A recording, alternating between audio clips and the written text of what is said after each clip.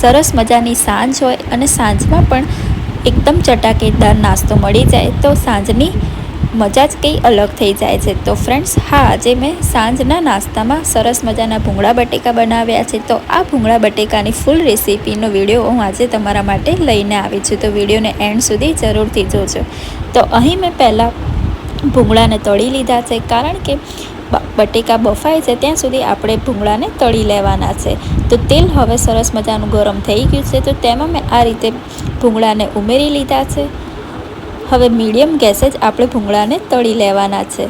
જ્યારે પણ ભૂંગળા તળતા હોઈએ છીએ ત્યારે ગેસ ધીમો જ રાખવાનો છે, કારણ કે ભૂંગળા જ્યારે આપણે તેલમાં ઉમેરીએ છીએ ત્યારે તેલના છાંટા ન ઉડે તે માટે આપણે ગેસ ધીમો જ રાખવાનો છે અને ધીમા જ ગેસે ભૂંગળાને તળી લેવાના છે।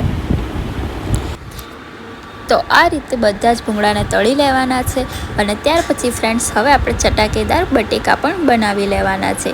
બટેકાની રેસીપી પણ ખૂબ જ ઇઝી છે। આ રેસીપીથી બટેકા એકદમ ચટાકેદાર બનશે, જેવા આપણે બહાર ખાઈએ છીએ લારી ઉપર તેવા જ બટેકા આપણા બની જશે। તો ભૂંગળા સરસ મજાના આપણા તળાઈ ગયા છે। તો હવે આપણે બાફેલા બટેકાને આ રીતે ચાળણીમાં લઈ લીધા છે। તેનું બધું જ પાણી નિતારીને 10 થી 15 મિનિટ સુધી તેને ઠંડા થવા દેવાના છે। તો બટેકા આપણા ઠંડા થાય ત્યાં સુધી આપણે મસાલો જોઈ લઈએ। તો મસાલા માટે મેં એક વાટકીમાં લાલ મરચું લીધું છે, તેમાં મીઠું ઉમેરી છે અને ત્યાર પછી લીંબુનો રસ ઉમેરી લીધો છે। મીઠું અને મરચું આપણે બટેટાની જેટલી ક્વોન્ટિટી હોય છે તે મુજબનું ઉમેરી લેવાનું છે। હવે લીંબુના રસ સાથે મરચું અને મીઠું મિક્સ કરી લેવાનું છે અને આ મસાલામાં આપણે બટેકાને મિક્સ કરી લેવાના છે, એટલે બટેકાને આપણે આ મસાલાવાળા કરી દેવાના છે। બટેકા જેટલા ઠંડા હોય છે તેટલો જ આ મસાલો તેમાં બરાબર મિક્સ પણ થઈ જાય છે અને ખાવામાં પણ તે સરસ લાગે છે। અને બટેકા ઠંડા હોય છે તેથી તે આ રીતે ભાગી પણ નથી જતા અને આ જ રીતે રહે છે। ભૂંગળા બટેકામાં જ્યારે આપણે બટેકાની પેસ્ટ બનાવી લઈએ છીએ ત્યાર પછી બટેકાને થાળીમાં લઈને જ કટ કરવાના, જેથી કરી બટેકા ખાવામાં ખૂબ જ સરસ લાગશે। પહેલેથી આપણે બટેકાને કટ કરી લેશું તો તે એકદમ છુંદા જેવા થઈ જાય છે અને તે દેખાવમાં પણ સારા નથી લાગતા અને ખાવામાં પણ તેટલી મજા નથી આવતી।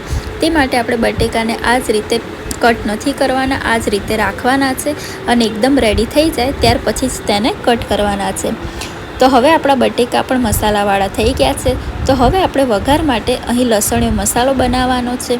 તો તે માટે મેં ઘણું બધું લસણ લઈ લીધું હતું, તેમાં થોડી હિંગ અને સંચર ઉમેરી લીધું, ત્યાર પછી ધાણા જીરું ઉમેરી લીધું છે। ધાણા જીરું આપણે વધારે ઉમેરવાનું છે, કારણ કે ધાણા જીરુંનો મસાલો આપણે વધારે કરવાનો છે, જેથી આપણા બટેકામાં મસાલો ખૂબ જ વધારે દેખાય। ત્યાર પછી મેં મરચું ઉમેરી લીધું છે અને થોડી હળદર ઉમેરી લીધી છે। હવે આ મસાલાને બરાબર પાણી ઉમેરતા જવાનું છે અને મિક્સ કરી લેવાનું છે। પાણી થોડું થોડું જ ઉમેરવાનું છે, વધારે પડતું તેમાં નથી ઉમેરી લેવાનું। તો આ રીતે પાણી થોડું થોડું ઉમેરતા જવાનું છે અને સરસ મજાનો મસાલો રેડી કરી દેવાનો છે। આ મસાલાથી બટેકાનો ટેસ્ટ ખૂબ જ સરસ આવી જાય છે અને આપણા બાફેલા જે બટેકા હોય છે તેની સાથે આ મસાલાની ક્વોન્ટિટી પણ વધારે જ રાખવાની છે, જેથી કરી આપણા બટેકામાં મસાલાનો પ્રોપર ટેસ્ટ આવે। તો ફ્રેન્ડ્સ, વિડીયોમાં તમે જુઓ છો તે જ રીતે પાણી ઉમેરતા જવાનું છે અને મસાલો રેડી કરી દેવાનો છે। હવે આપણો મસાલો રેડી થઈ ગયો છે, તો હવે આપણે તેનો વઘાર પણ જોઈ લઈએ। તો વઘાર માટે મેં એક કઢાઈમાં 2 પરી જેટલું તેલ લઈ લીધું છે અને તેલ આપણું સરસ મજાનું ગરમ થઈ જાય એટલે તેમાં આપણે જે લસણીયો મસાલો રેડી કર્યો છે તે ઉમેરી લેવાનો છે। જ્યારે પણ આ મસાલો ઉમેરીએ છીએ ત્યારે ગેસ ધીમો જ રાખવાનો છે, કારણ કે તેલમાં જ્યારે પણ મરચું ઉમેરીએ ત્યારે મરચું બળી ન જાય તે માટે આપણે ગેસ ધીમો રાખવાનો છે। ધીમા જ ગેસે મરચાંને આ રીતે સાંતળતા જવાનું છે, જેથી કરી તે કાળું પણ નહીં પડે અને એકદમ લાલ ચટાક જ દેખાશે। હવે 2 થી 3 મિનિટ સુધી તેને ઉકળવા દેવાનું છે। ત્યાર પછી જેમાં આપણે મસાલો બનાવ્યો હતો તેમાં થોડું પાણી ઉમેરી લેવાનું છે અને આ પાણીને પણ તેલમાં સરસ મજાનું સાંતળી લેવાનું છે। આ પાણી ઉમેરીએ ત્યારે પણ ગેસ ધીમો રાખવાનો છે અને ધીમા જ ગેસે આ રીતે તેને હલાવતા જવાનું છે। પાણી બધું જ ઉકળી જાય એટલે આપણે બાફેલા બટેકા તેમાં ઉમેરી લેવાના છે। 5 થી 6 જ મિનિટમાં ફ્રેન્ડ્સ આ બધું પાણી ઉકળી જાય છે અને પછી આપણે તેમાં બટેકા ઉમેરી લેવાના છે.